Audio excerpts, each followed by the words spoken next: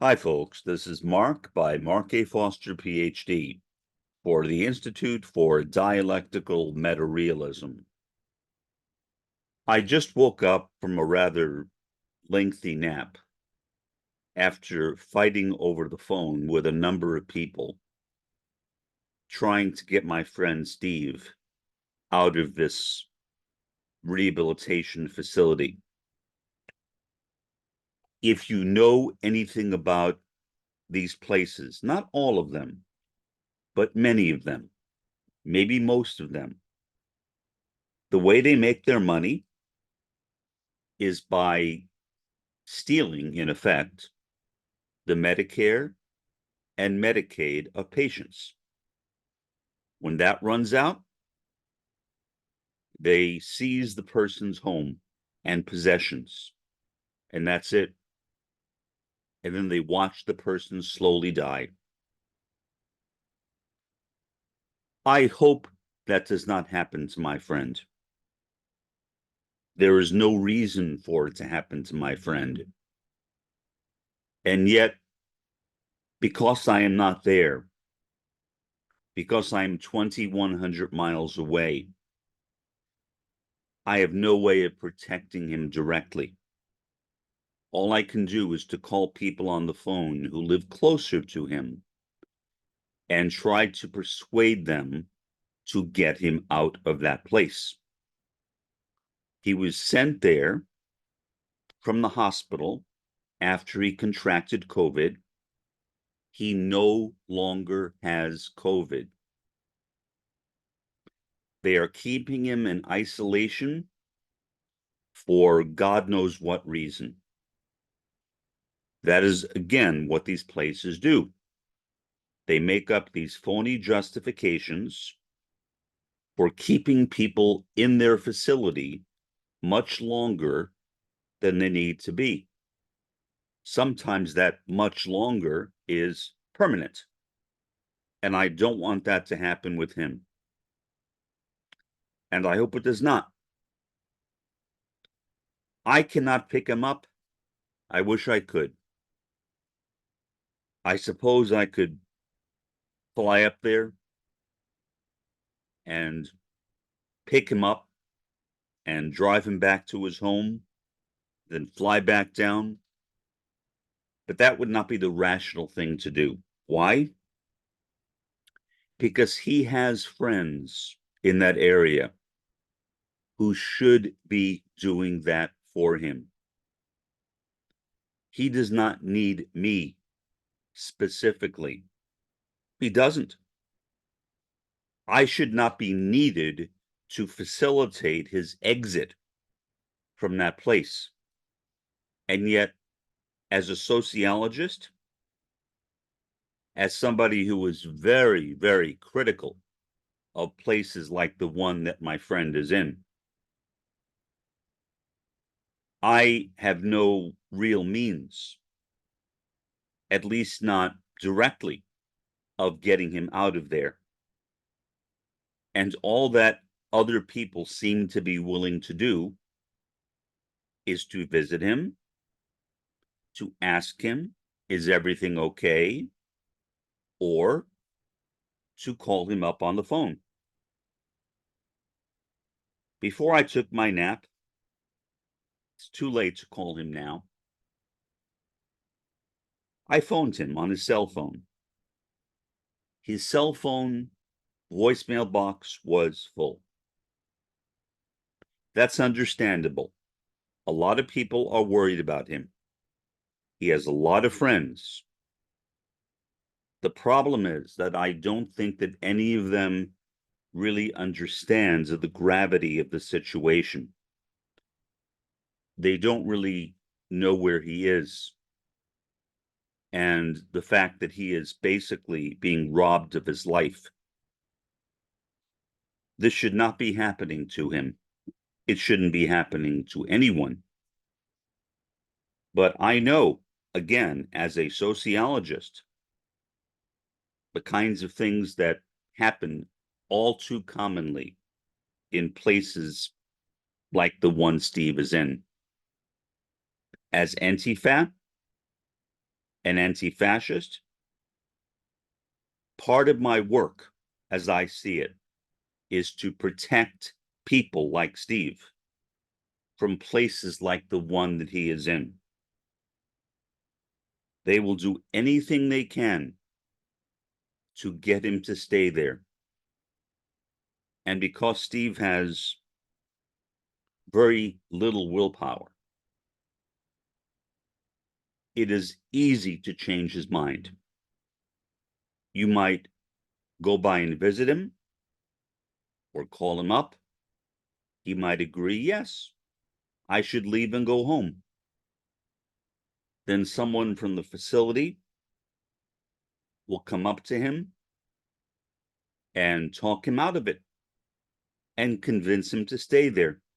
Now, I have no idea whether that is happening because I'm not there. All I can do as a Marxist, as a Maoist third worldist,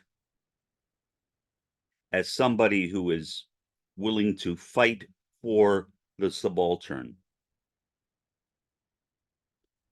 is to do my best to find someone who is willing to just go by and, if necessary, crash the doors down, metaphorically. I don't mean literally. And pick him up.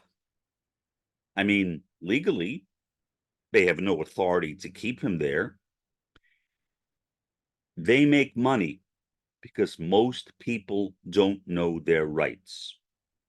They don't realize that these places have no legal right to keep these people in their facilities, unless there is some kind of a court order, which is very rarely the case.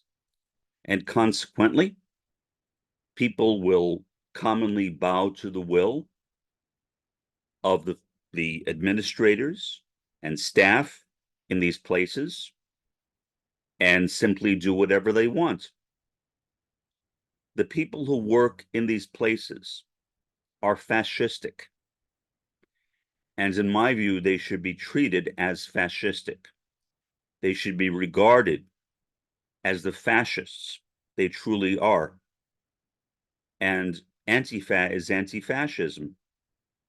And so when I approach a situation like this, I approach it as if my friend is being held captive in a fascist prison facility, much as the Israelis are doing that to the Gazans right now, on a much larger scale, of course. But I cannot allow my friend to suffer in a place like this. I don't know if I will be successful. I don't. I'm trying. I'm calling all the people I know who I think can do anything. When I say I know him better than most people, they disagree with me. And they say, no, I know him just as well. Then I will point out certain things about him, which I will not mention here, and ask them if they knew that. There is just dead silence. They did not know that about him. I've known him since 1970. He is my closest and dearest friend. I love the guy. I would do anything for him. But I don't think that going there would be the best course of action. In fact, I think that might even be counterproductive.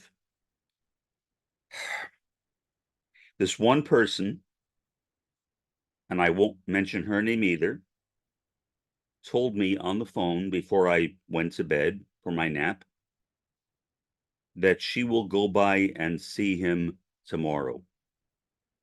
Now, whether that results in anything, I don't know. I have no idea. What I do know is that if I were not doing what I am doing, and I'm not trying to give any credit to myself, the only credit I give to myself is being a friend. But if I were not doing what I am doing, I have no idea what would happen to my friend. Nobody really seems to understand this. Nobody that I speak with appears to have a full appreciation for what these rehabilitation centers really are. They are simply profit-making facilities. Do they care about their patients? I don't know. I can't get inside their heads. But if I had to guess, I would say, for the most part, no. No. They care about the bottom line. They care about making money. And they are quite good at it. They make a lot of money. The rehabilitation industry is a very profitable one. It is capitalism in one of its most debased forms, turning human beings into capital to be used as a means of making profit. That's what these places are. They are some of the worst capitalists of the 21st century and of the 20th century before.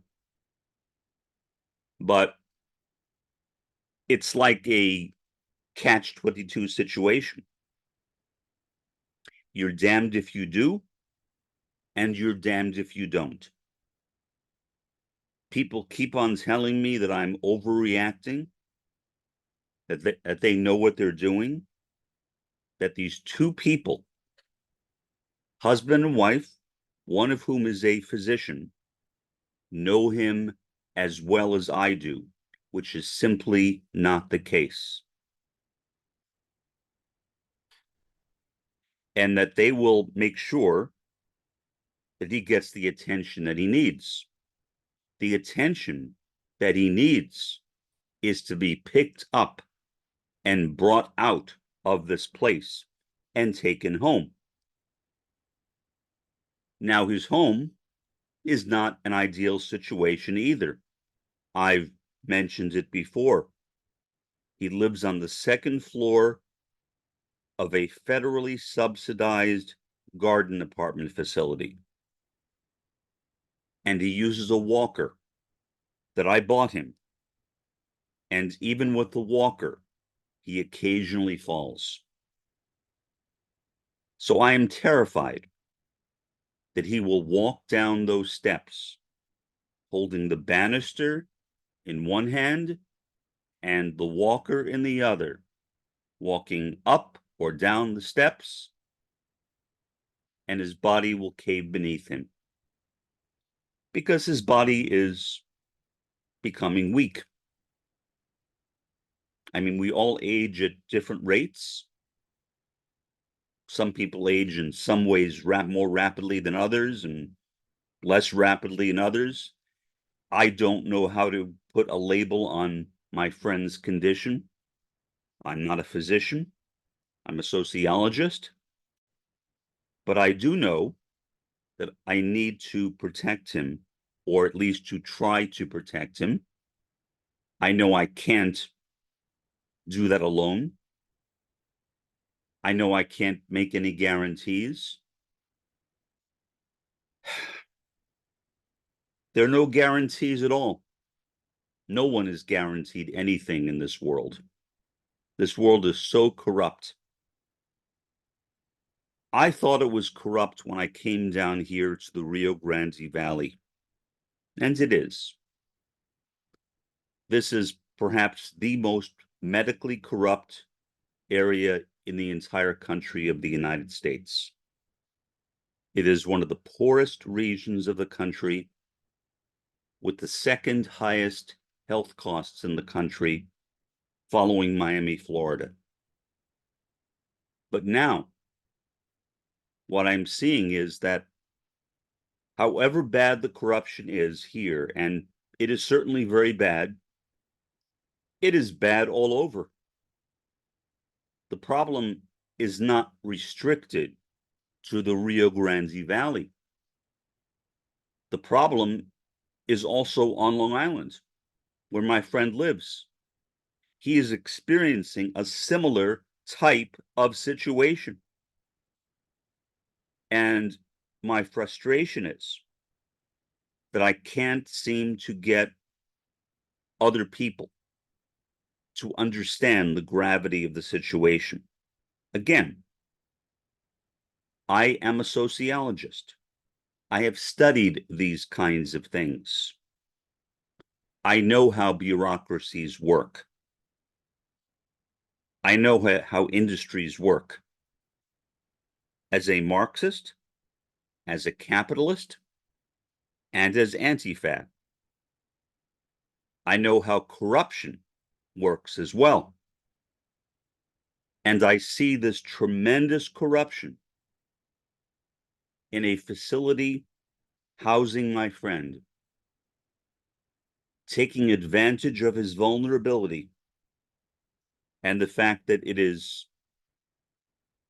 I mean, easy isn't the word for it. It is extremely easy to talk him into whatever you want him to do. I have always been afraid of this time in his life because I know him. And even people with more will, more willpower, would have a difficult time in this situation. I don't think I would have as much because of my level of knowledge, my expertise, and my willingness to be aggressive, assertive, and as forceful as necessary to get my way, which I am. Sadly, most people don't have that knowledge or don't have that ability or don't have that skill because they were never taught it. We are taught in this country that we have the best healthcare system in the world, when precisely the opposite, or maybe precisely is too strong, almost the opposite is the case. We have a horrible medical system. The third world country of Cuba has a better healthcare system than the United States. People without money, people on public assistance like my friend, are treated like garbage by our healthcare system. Even people with money are treated like garbage. I saw how my parents were treated. Now, they weren't wealthy, but my sister is wealthy, and she took care of them, and they were still treated like garbage. So even wealthy people, like my sister, have no guarantees. There are no guarantees in this world anyway, but especially here in the US, where we should be treating our citizens better, especially our elder citizens, like my friend, who should receive dignity and instead are receiving nothing but abuse. Nothing but abuse. I don't know what will happen. I should know more by tomorrow, I hope. I hope. But the difficulty is that I know what the problem is. as a sociologist, I understand it. Most people do not. And so when I assert my knowledge, other people become defensive, like they have to defend themselves that, oh no, I know as much as you do, or these people know as much as you do. And I'm sorry, no, you don't, and no, they don't. I'm sure you have your own expertises, you have your own areas of knowledge. But this is mine. This is mine. And I see this situation simply going out of control. And I feel as though there is nothing I can do to stop that from happening. And so I am basically just making this podcast, this video. Obviously, there's nothing you can do. I mean, if I can't do anything, or at least I don't think I can do anything, then what can you do? I mean, they can just as easily go in there and get him as I can. So why should I have to go up there and do that? There's no reason for it. But will they do it? I don't know. I hope so. Especially after my last phone conversation. All I could do is hope that they will. But I have no guarantees. And to be honest, at this point, I am rather pessimistic. Now, I tend to be pessimistic by disposition anyway, but especially when something like this happens. And I see the failings, the intentional failings of a system which is primarily designed for profit, not to help the people that they are supposed to be committed to helping. So whether he gets through this situation, I have no idea. I hope he does, but that's all I can say. What I would suggest is to make yourself informed for your own sake and for the sake of those you love of places like this. Even if you are young, well, maybe especially if you are young, so that if you are ever confronted by a situation like this, you will know what to do. It would take too long for me to explain all this to you in a podcast, and it's unnecessary anyway because the information is out there. It's on the web. The corruption of these so-called rehabilitation centers is well known. Well, it's well known to those who care to learn about it. But most people are totally ignorant about them. And they assume, I think, that these places have the best interests of the patients in mind, when, in my experience, they do not.